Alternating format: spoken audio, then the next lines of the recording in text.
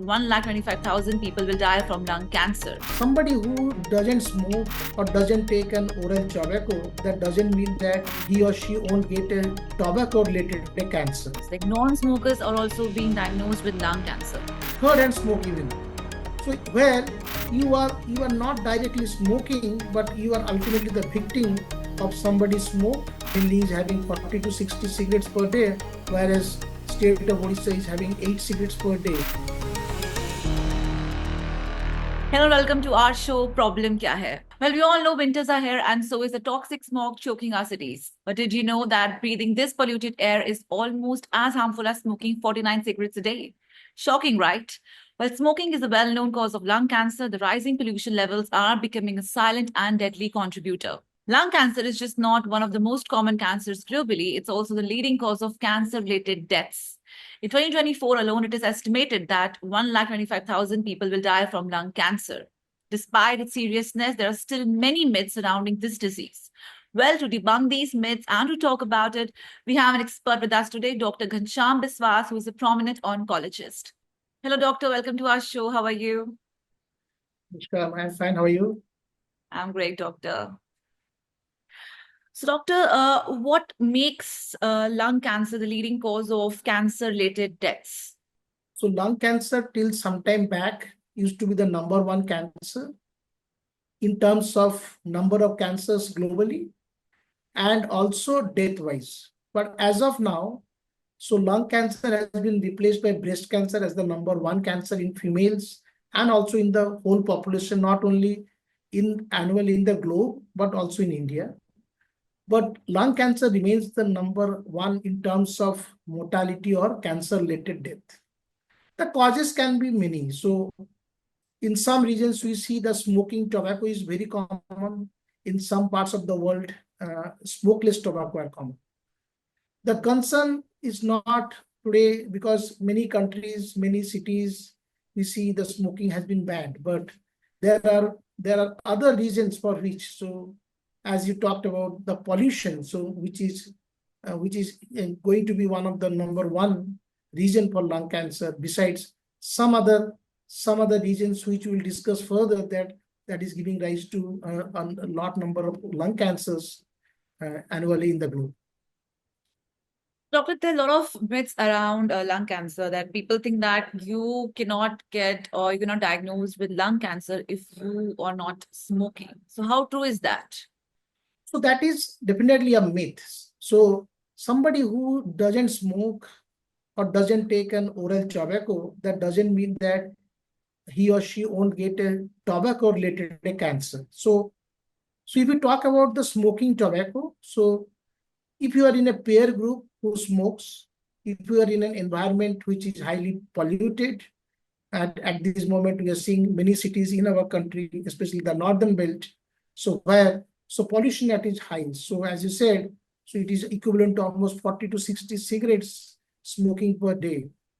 So you are directly or indirectly smoking that pollutant. So it can be a second-hand smoke, and there are something known as third-hand smoke even. So where you are not directly smoking, but you are ultimately the victim of somebody's smoke, and then you can get a lung cancer or any tobacco-related health issues. So from head to toe.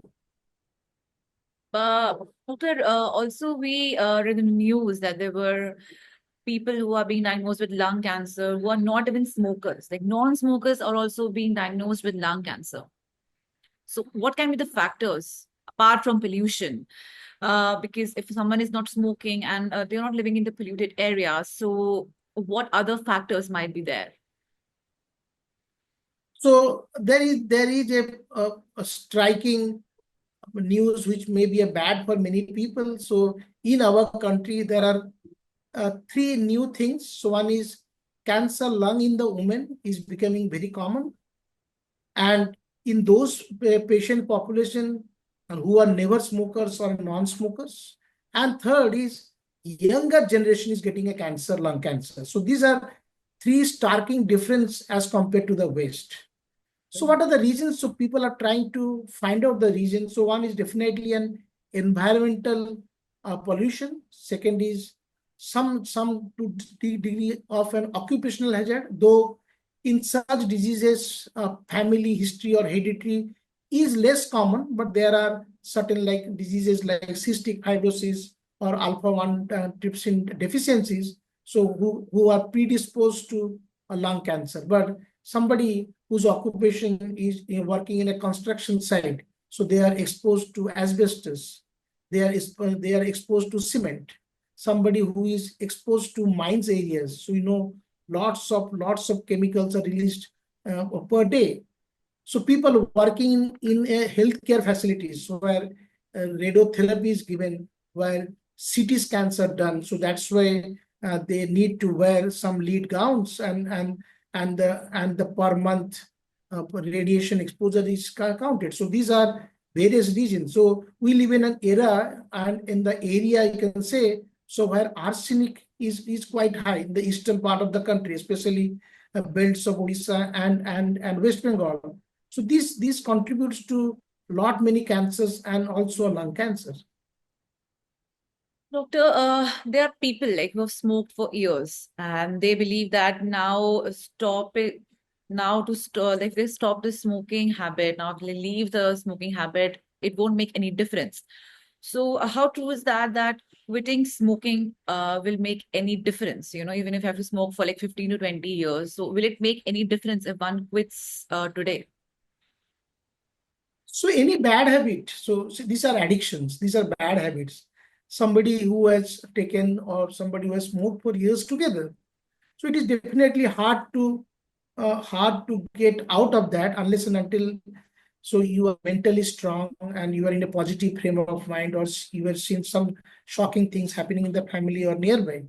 So addiction, so once you have decided that, or somebody is trying to help you out to take out from this addiction, so I think so that's the best day. So don't think that if you have taken smoking or a tobacco for 20 years is not going to make changes, but the body imparts a change from day one. So as you go on off the smoking or a reformed smokers for years together, so after 15-20 years from now, so you are going to be in a non-smoker zone like.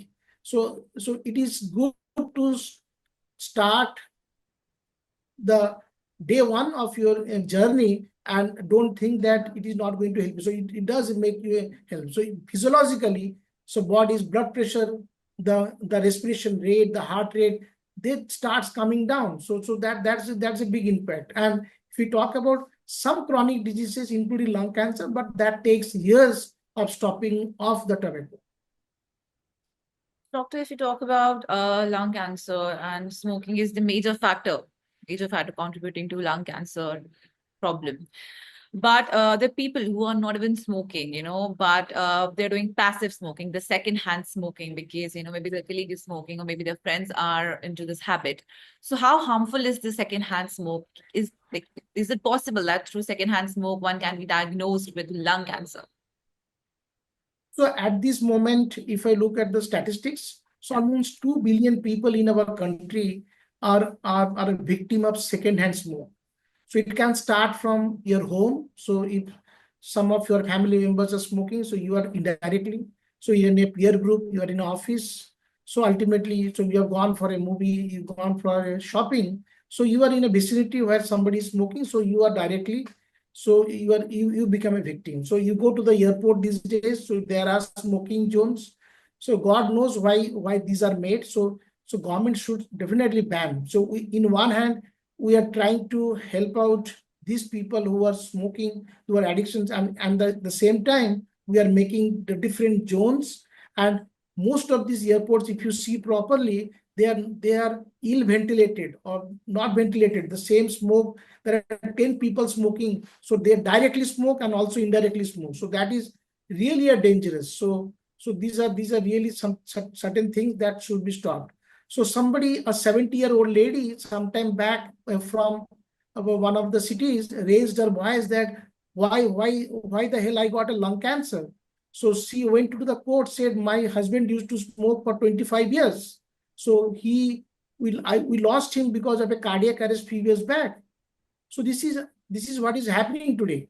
So a same family member is raising voice that I'm a victim of a passive smoking. And there is certain thing called the third hand smoke. So third hand smoke is, so you are driving in a car, so your driver had smoked while you are in the office, and or you are in a hotel, so where somebody has smoked previously. So these chemicals gets deposited on the walls of the curtains, and if you try to clean them, so this chemical gets released from those curtains and the walls, and you try to inhale. So that is a third hand smoke. So put together, passive smoking and third hand smoke, so maybe more dangerous than the person who is directly smoking. Doctor, if we talk about detecting lung cancer, is there any way that one can detect lung cancer before it starts showing any symptoms in the person? So everybody has faced the centuries pandemic, especially I'm talking about the COVID pandemic, so where X-rays and the CT scans are done so frequently and randomly. So we have picked up many lung cancers and many other cancers also on the CT scan, which were done actually for COVID. So people have been, so the research has been there for lung cancer screening, like we have screening modalities for breast cancers in females, we have screening modalities for colorectal cancers and the cervical cancers. So lung cancers, especially for those who falls into an high risk, it means suppose somebody is having a 10 to 20 pack years of cigarettes, so they falls into a high risk category. So they can undergo a low dose CT scan, because the routine CT scan has lots of contrast related issues. So you are unnecessarily exposing yourself into lots of radiation. So that's why for a screening purpose, if you want to screen healthy people means who are not a known cancer, but they are probably at risk because of their occupation, because of their habit, or because of their surroundings. So they can get an annual CT scan. That is a low dose CT scan, so where radiation exposure is not much. And if that shows or the picks up a lesion, then you probably need to go through this. So one of the largest trial in the world has shown there is some benefit, but this is attributed to only a high risk population. Otherwise, somebody who gets a cough, cold, chest pain, and you see it is not really getting relieved within 3-4 weeks.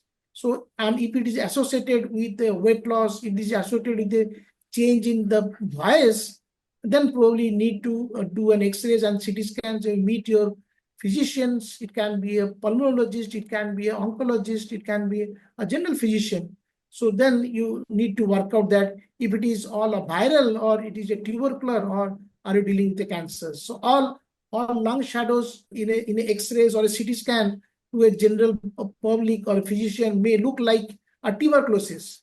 So or a same thing for a oncologist, it might look a malignant. So probably we need to evaluate further, because there are particular signs and symptoms which may denote that this patient might have a malignancy rather than an infection like tuberculosis.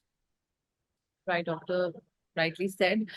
So, doctor, as we know that pollution is increasing day by day. So, as an expert, what preventive measures can suggest to individuals, who are living in highly polluted areas like Delhi? Yeah, so because my brother family stays there, so I say that I am in a better place in, so where the pollution is less. So if you see the global statistics and the Indian statistic that has come out last week, so Delhi is having 40 to 60 cigarettes per day, whereas state of Odisha is having 8 cigarettes per day. So that's a huge time, and this is a winter time. So along with that, there is a fog. So there are definitely health hazards. So there are travel restrictions because of the flights that are incoming. Even the railways are facing problems. So my humble suggestion is that as we had a disciplined life during COVID time, so for last 2 to 3 years, so why not inculcate those habits of putting a mask, putting your travel restrictions wherever you can avoid it in this fog and the smoke time. So I think so these are certain things that can help you get reduced exposure to any pollution at this moment. Right, doctor. Thank you so much, doctor, for being here today, and thank you so much for your insights. I hope this will definitely help our audience. Thank you, Roshni ma'am. Thank you so much for this opportunity.